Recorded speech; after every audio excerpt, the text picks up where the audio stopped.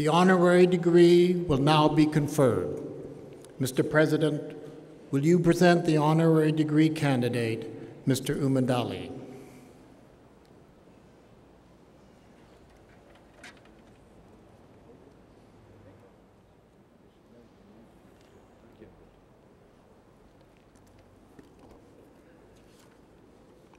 Mr. Chancellor, it is my pleasure to introduce Mossadiq Umedaly.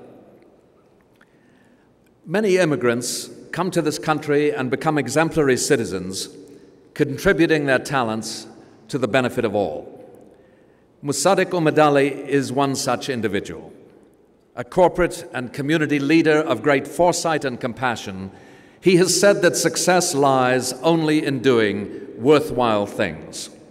And his life and career are the very definition of that success. Born in Uganda, he came to Canada first as a student and then as a refugee. After graduating from McMaster University, he joined Price Waterhouse, and his outstanding abilities were quickly recognized by his peers, being invited to join the Aga Khan Development Network, where he played a key role in the development of a medical university and teaching hospital in Karachi. He subsequently joined Ballard Power Systems, where as Vice President and Chief Financial Officer, he was instrumental in positioning the company for a period of exceptional growth. In 1999, he became Chief Executive Officer of Xantrax Technology Incorporated and transformed that company into a world leader in advanced power electronics. Today, as chairman of BC Hydro and Xantrax Technology Inc., he continues to set the standard for other business leaders to emulate. His interests, however, extend well beyond the corporate sphere. At the request of Premier Campbell, he authored a report entitled "The Vision to Grow a World-Class Power Technology Cluster in a Sustainable British Columbia." He then led the task force charged with developing an implementation plan of that report's recommendations, most of which now form the backbone of this province's clean air and energy plan. He also sits on the advisory board for the Pacific Institute for Climate Solutions, a major collaboration between BC's research universities, including SFU. A committed advocate of higher education, he serves on the advisory boards of the faculties of business at McMaster University, Simon Fraser University, and indeed SFU has often been a fortunate recipient of his wisdom as he provides extensive input into the development of our undergraduate and graduate programs in business.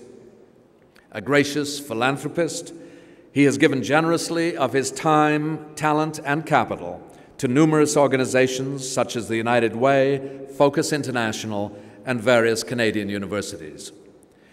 For his accomplishments, Mossadiq Umedaly has received many honors, including the 2003 BC Technology Industry Association Person of the Year Award, the 2004 Ernst & Young Entrepreneur of the Year Award in Technology and Manufacturing, the Leadership Award from BC Export Awards, and the 2007 North America Alternative Renewable Energy Lifetime Achievement Award. And today, we honor him at SFU for his contributions to the economic and social well-being of this province. Mr. Chancellor, on behalf of the Senate of this university, I now ask that you confer upon Mossadiq Umedaly the degree Doctor of Laws, honoris causa.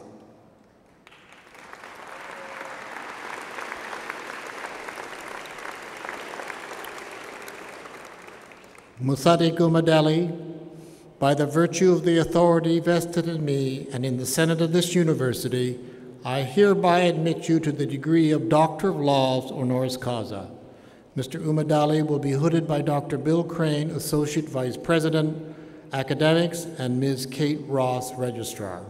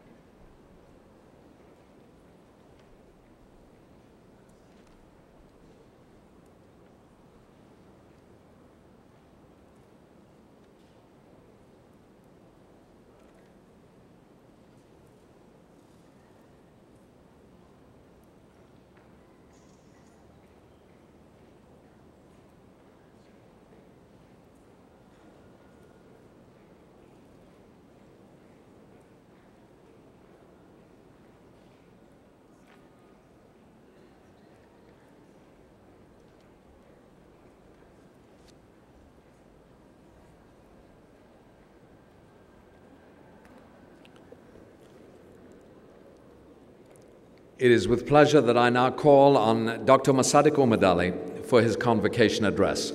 Dr. Umedaly.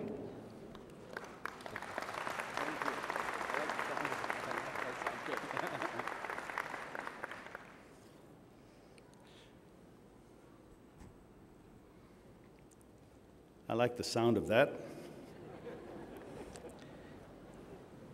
May I have that water? Chancellor Louis, President Stevenson, faculty, honored graduates, family members, and friends, thank you. Of the honors and awards that I have received in my lifetime, of the many demonstrations that I have been welcomed and accepted into the Canadian community, this is the sweetest. To understand how much this means to me, you should know how much it means to me to be a Canadian. I came to this country to go to school in 1970. I was a 19-year-old Ugandan following a slightly different path.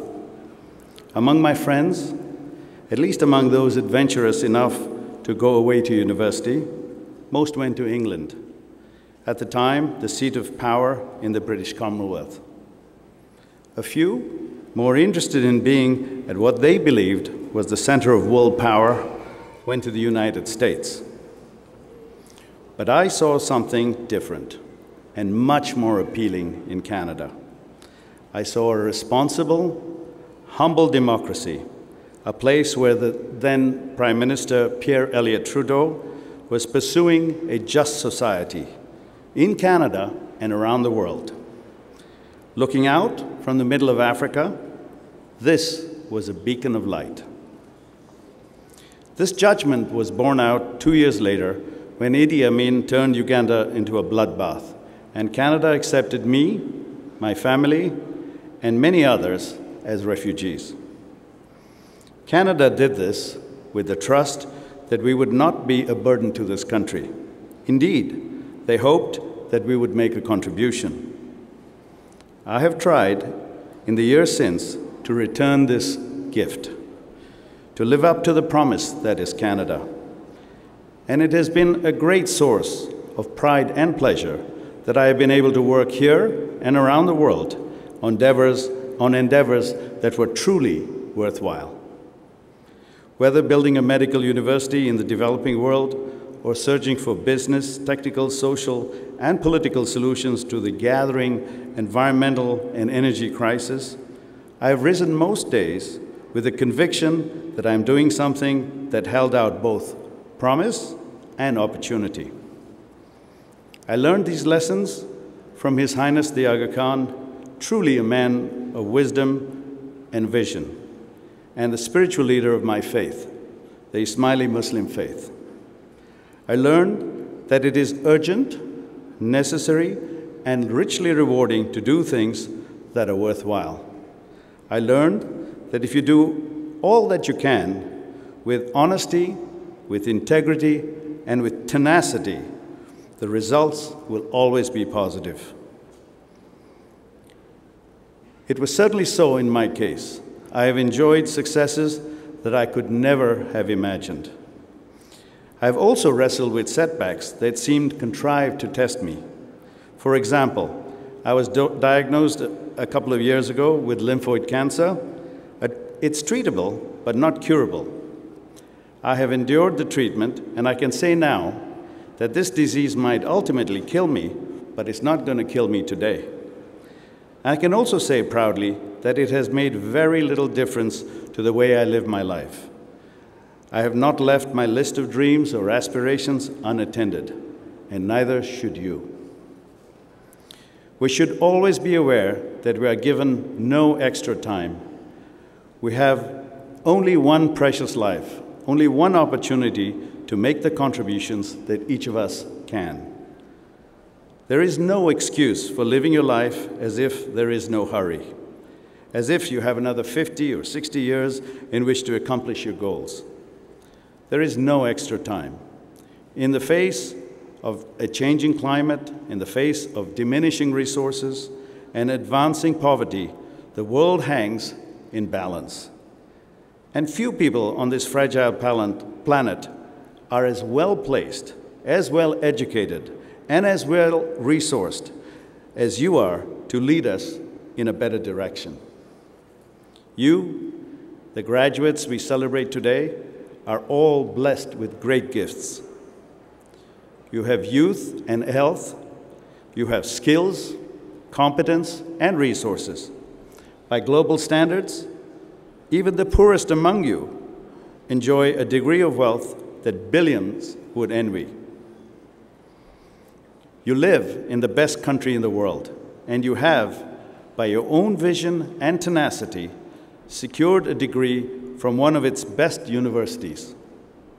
In that light, and at this time, it is traditional for a convocation speaker to plead, to urge you to take up your gifts and use them in service of your society and the world. But I am not going to plead. I am going to insist. Waste no precious time. Begin today. Begin to contribute to things that are truly worthwhile. Do those things that hold great opportunity. In every decision you make, in every action you take, be a leader.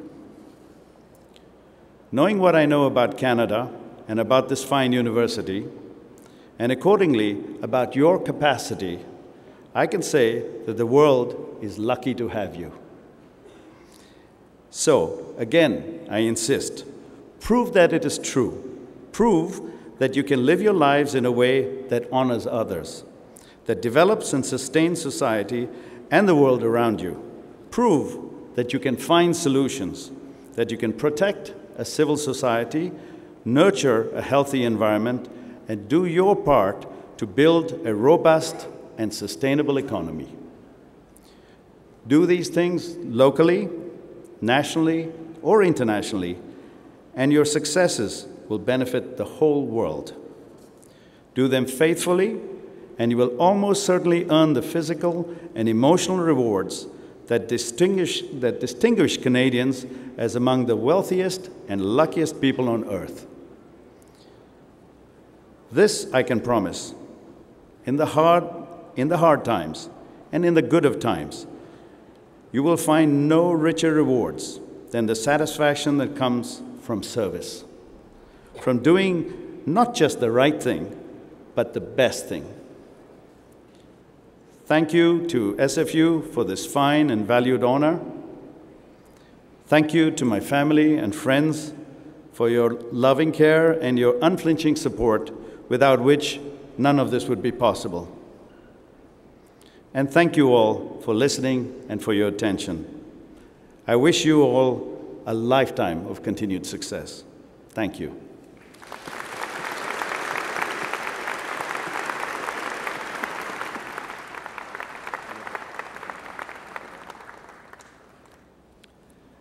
Thank you, Dr. Umedaly.